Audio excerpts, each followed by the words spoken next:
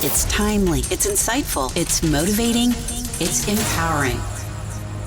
It's Time with Fred, your inspirational broadcast with host Fred Gaddy. Thanks for tuning in to another edition of the Time with Fred podcast. This is a podcast that challenges paradigms and mindsets that hold us back.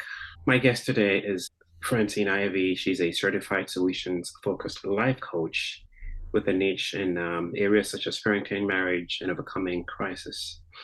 Her favorite part of coaching is seeing other people inspired and empowered to live the life they were created to live. She believes coaching is essential to discovering the true capacity for success that is inside everyone. Francine is a mother of 3 amazing children and lives in the Dallas-Fort Worth area. She loves college football, old movies, and superheroes. One thing that sets Francine apart, as with many of my guests, is the story behind the person. I've often said this more than one time, that it's, guests who come on this podcast have all the fancy titles and accolades and all the achievements and all that, but behind that, they're often powerful stories. And my guest today, Francine Ivey, is no exception. Francine, welcome to the Time with Fred podcast today. I am so honored to be here. Thank you so much for inviting me. The pleasure is all mine. Francine, behind all of that, behind you being an amazing mom and a life coach and all of the great things that you love to do, life changed for you January 8th, 2017. I know this is probably, it goes without saying that this is probably a very difficult thing each time you have to tell this story, but can you take us back to that day and let us in a little bit as to what happened to you? Sure. It's amazing. Every time I hear that date, there are just events in life where it literally splits time in two. Everything that we talk about or experience, memories, it's always, was it before or after that date? And I don't think I knew that until I was actually facing that myself. So on January 8th, it was a Sunday morning. Just to give you a little background, my husband and I had been married 27 years. We had 3 amazing kids. They were at the time 21, 16, and 11. He was a pastor. We had just started a church in the Gulf Coast, and we were living in Mobile, Alabama at the time. He had preached an incredible message that morning called Consumed by the Call of God, and was just sharing about his life and what God had just given him as far as opportunities to share the gospel, the different people that he had laid hands on and set into ministry. And the interesting thing is, number 1, we recorded that message, and number 2, he named everybody that he had laid his hands on and set into ministry, actually named their names and almost spoke to them during the message. We had no idea how important these things were going to be to us later and to the people that he had touched in the lives that he had spoken into. So that afternoon, I laugh because we got fried chicken, which both of us kind of grew up in the Baptist church. So we laugh at the fact that that's the Baptist bird. That's what you eat on Sunday afternoon, other than when you go to grandma's and you eat roast. So we had fried chicken that afternoon. And as we were sitting there, he said, "Oh my goodness, this is like the day of the Ivies." And I was like, what do you mean the day of the Ivies? And he said, "Well, Reagan is 21 years old. She's on a cruise with your best friend and her best friend and just, studying the word together, and God's moving," because she had just called us the day before. And then, my 16-year-old had actually led worship that morning. She did a beautiful job. And my husband was not only a pastor, but a worship leader. So just seeing his footsteps being, her following in his footsteps when it came to worship. And then my 11-year-old son was the first one to come forward. And a matter of fact, the video just barely shows that front where his hand goes up on. His little hand went up on his dad's shoulder. So, and was just giving everything to the Lord. So it was just one of those mornings where everything was falling into place for us. And so that afternoon we got finished eating. He said, "I'm going to run to the store And I was stepping into a business meeting. I had been running a business for 12 years. We both had very successful. I mean, honestly, our ministry was going great. Our family was going great. 27 years of what I would call honeymoon marriage. I really tell people that I was loved in 27 years, more in that short time than most people get in a lifetime. And so I was stepping into a meeting with my team. It was going to probably take about an hour. We were teaching on biblical things to our team and just sharing with them as we were casting a vision at the beginning of the year. And he said, when I get back, I'll have coffee made and we'll sit at the kitchen table and do what we always did, which was plan for the week, because we worked together. We were family together. We homeschooled our kids, everything 24/7 together. When I stepped out of the office, I expected him to be at the kitchen table and he was not home yet. And I asked the kids, where's Dad? And they said, he hasn't come home yet. Well, I knew something, it was just around the corner. It was 5 minutes around the corner. Like that was going to be unusual. So I waited just a moment, but before I knew it, I was grabbing my keys and I got in the car and I drove around the corner and I saw the fire trucks and I saw the lights and the police and I couldn't see the car, but I could tell something really bad had happened. And I stopped the car and I remember just praying for a moment and hoping and praying that he had stopped for the accident, because that would have been like him to stop for the accident. But already the Lord was already starting to stir in my spirit. I called a friend and said, hey, I need you praying. So I called actually several friends, said, I need you praying. I don't know what's going on. I can't get into it right now, but something's up. And then the police officer came back to my car and I just stood up and he said, are you okay? And I said, my husband's not answering the phone. And he said, what kind of car? And of course, a little discussion went on. And then he said, I'll be right back. Let me go check.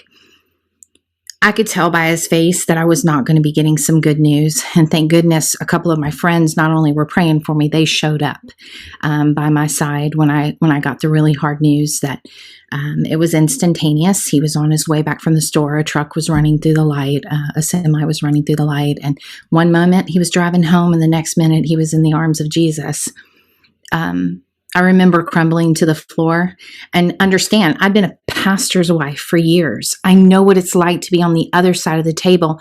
I had no idea. I remember sitting there telling a friend of mine with tears streaming down my face, I didn't know that grief physically hurt. Like my heart. When you say heartbreak or, when your heart breaks, I for the first time understood what that actually meant. It was painful. Like it was painful.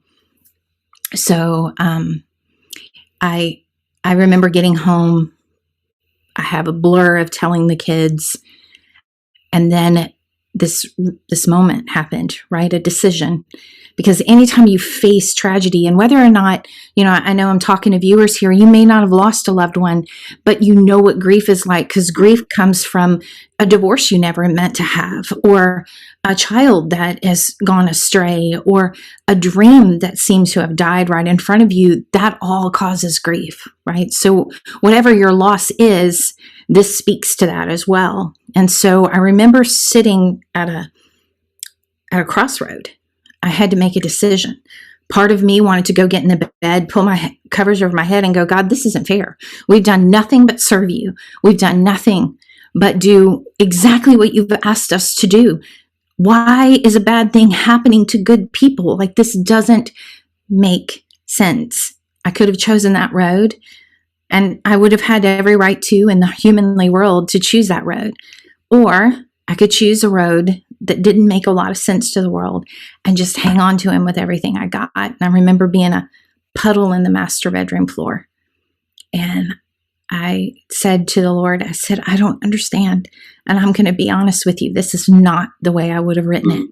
Mm-hmm. But if you will promise me to use my pain for some purpose, if you promise me that you will give me a reason for this, that you will change the world with this, then I'll give you my yes right here. My 16-year-old probably put it in a pretty simple term. She said, Mom, everything I've ever believed my entire life, raised as a preacher's kid, right? Everything I've ever believed with exclamation points. She said, Mom, I have to be honest, they're all question marks right now. Mm-hmm. And she said, I'm going to have to wrestle with God. And so I remember that slowly, God, and gently, because he can take that. I try to tell people, he can take your honesty. My 16-year-old was being honest. I don't understand. And he slowly and gently showed us how to take those question marks and pull them back out into exclamation points. I'm so sorry to hear about that. I know there's been a few years past, but I can't think of anyone telling this story, regardless of how many times or regardless of how many years have passed, without getting or having to relive the very painful moments. My condolences to you and your family. Francine, what does this do to one's faith?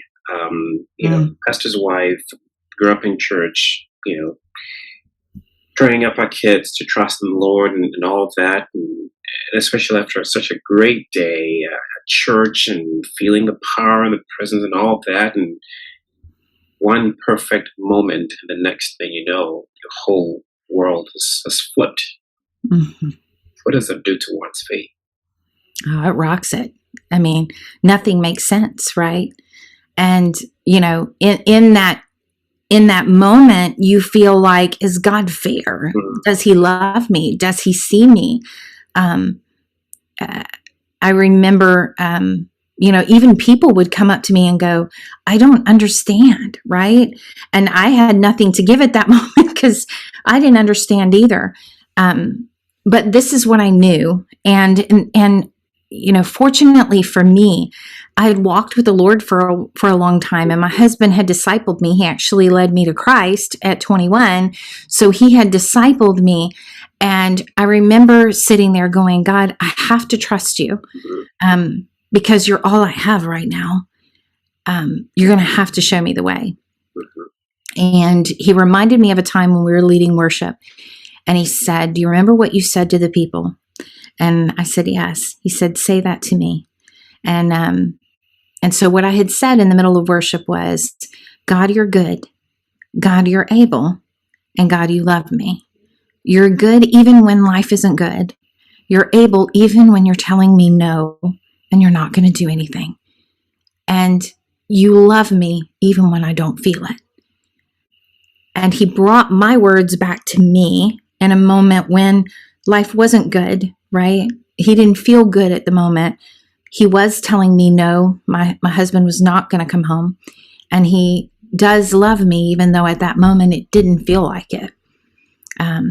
I literally had to face the fact that I live in a broken world. And would God have changed that? Yeah, he did on the cross, right? That's where he said enough is enough. And one day my children will never feel death again, and they will never feel grief again, and they will never cry again. I have to stop this. And one day we will be there. But until then, unfortunately, we live in a broken world where these things are still here. Yeah. And we see this play out day after day. I mean, one just needs to turn the news and just see the craziness and the chaos and everything else that's going on in the world today. In your first broadcast after you took over your late husband's Facebook page, you were doing a broadcast, and I think among some of the things that you were sharing was the fact that we're not exempt, right? But God.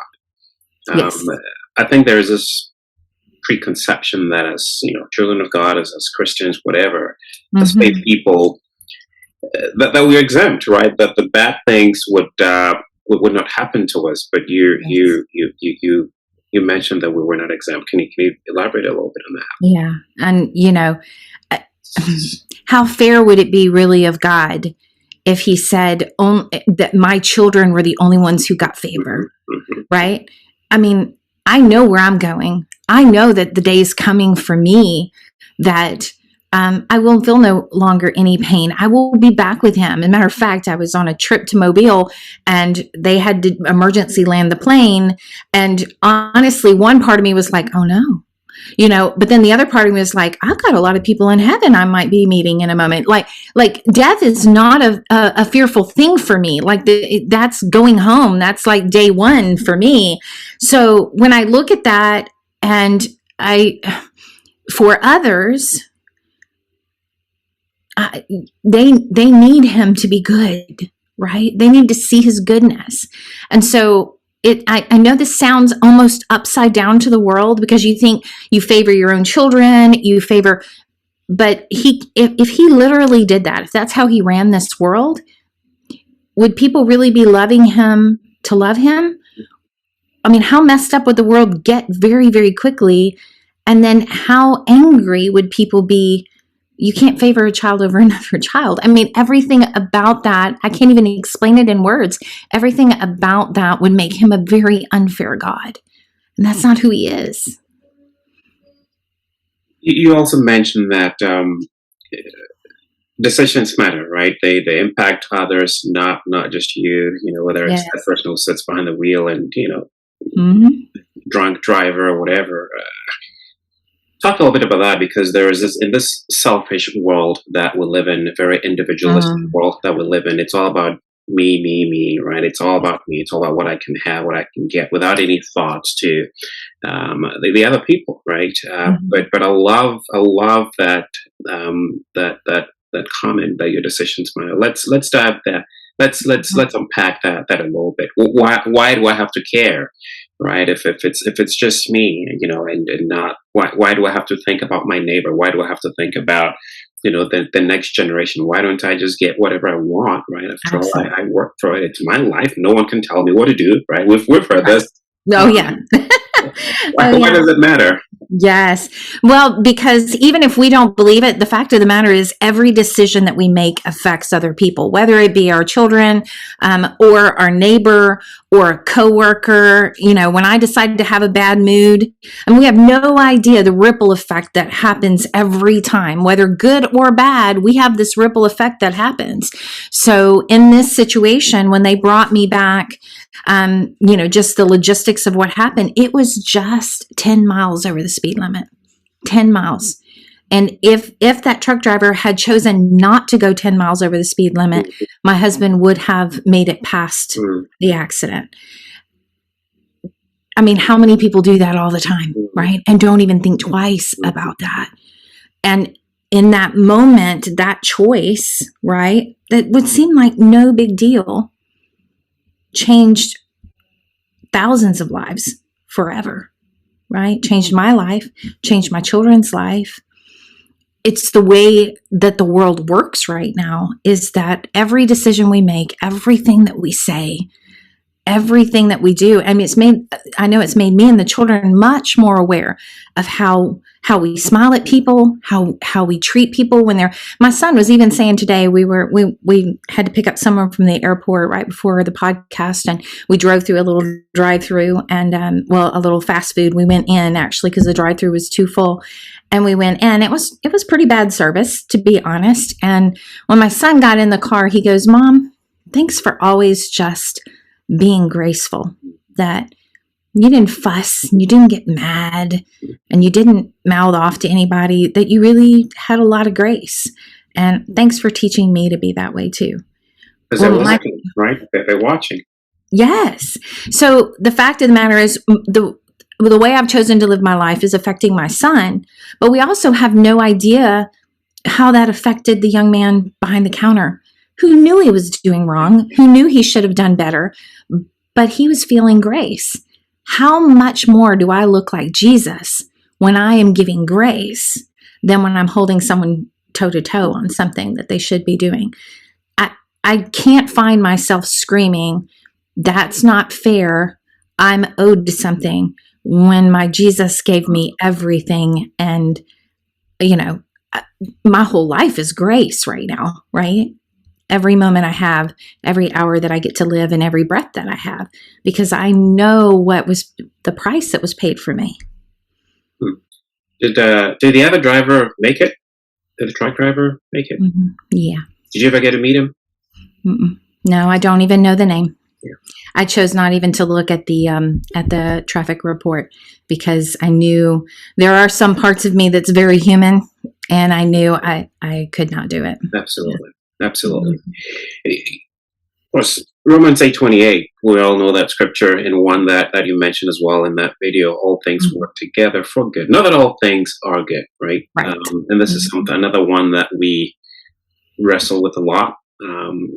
It's through it all, right? Where, be thankful for not that we're thankful for the things that have happened, right? The painful things, but through those things, be thankful. Let's talk about that a little bit as well. Yeah, and that's a good point that you make, and a point I try to make with everybody as well. That verse doesn't say that all things that happen to us is good, but it does say that we have an amazing God who can make it turn out to our good. And at the moment of the pain point, or that that event that happens in your life, you cannot imagine how God can turn it to your good. But I can tell you that over the last 5 years, over and over and over, God has stepped in and used our story to put marriages back together, to explain who He is. There's no doubt in my mind that me and my children are very different people now. Now, we chose to soften, not harden, right? I think you don't go through any event without you being different. You just have to decide, are you going to be softer because of the event? Or are you going to be harder because of the event? And we chose the softer side of that. And because of that, it allowed God to bring it all to our good. So just like you were mentioning, the Thursday after the funeral, and I will just go ahead and tell you, we didn't call it a funeral. We called it a celebration of life. They quit counting at about 1,200 showing up for this event from all over the world. People were flying in from all over the world. We got to... the Lord gave me enough grace at the end for me to share the gospel, and over 100 hands, even at the celebration of life, gave their life to Christ. And then 4 days after the funeral, God said, I need you to get on that podcast. And I mean, not podcast, but Facebook Live. And I was like, I don't do that. Like, it was my husband who had 4 doctorates. It was him who spoke and all of those things. And God said, no, I need you to get on the Facebook Live. And this is, of course, when Facebook Live was just coming out. It was a big deal. We had just gotten off Periscope because we were actually doing Periscope, if anybody remembers that, training our team. So we got on Facebook Live. He was doing these little devos in the morning, Monday through Friday, every morning, just while people were going to work. And God said, I need you to get on it on that Thursday morning. So I argued with God because I'm a brat, but eventually got on the live. And this was really the beginning of God saying, I made you a promise when you were a puddle on the floor to give purpose to your pain. And here's how I'm going to start it. So I just shared the story. Honestly, I figured 50 of my friends would show up for this video. They would see me ugly cry and just be raw and real. There was no script, as you saw. And by midnight that night, 34,000 people had watched the video. It was crazy. And you shared that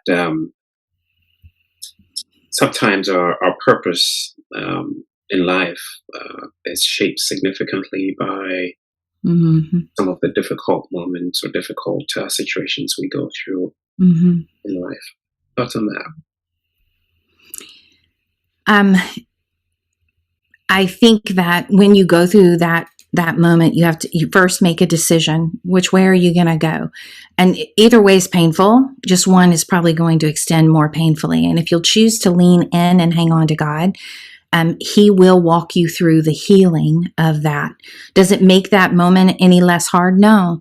I still miss him still today. I still wear the wedding ring. We're still married, even though he's in heaven. And one moment I can think about him and his blue eyes and get butterflies in my stomach. And the next moment I feel, I feel grief all over again. But the fact of the matter is that God, because I chose to be soft and to follow God and allow Him to use that, He has over and over provided for us. He has over and over shown us a purpose for it. So if you're going through one of those moments right now, or if you find yourself in one of those moments, I can't tell you how faithful God is to be there in those moments, and he will walk you through that healing. I will tell you that grief is a foreign thing to us as Christians, as humans. If you look in Genesis, we weren't created to grieve. We were created to live forever. And so at first I couldn't figure out why the grief was so hard. It's because we weren't really equipped to deal with it. And so it really does take the Holy Spirit to walk you through that grief and allow you to heal. But God can give you your Romans 8:28 moment. He can give you that moment where everything starts to make sense. Was that God's perfect will for us? No. He didn't want the truck to be going too fast or any of that.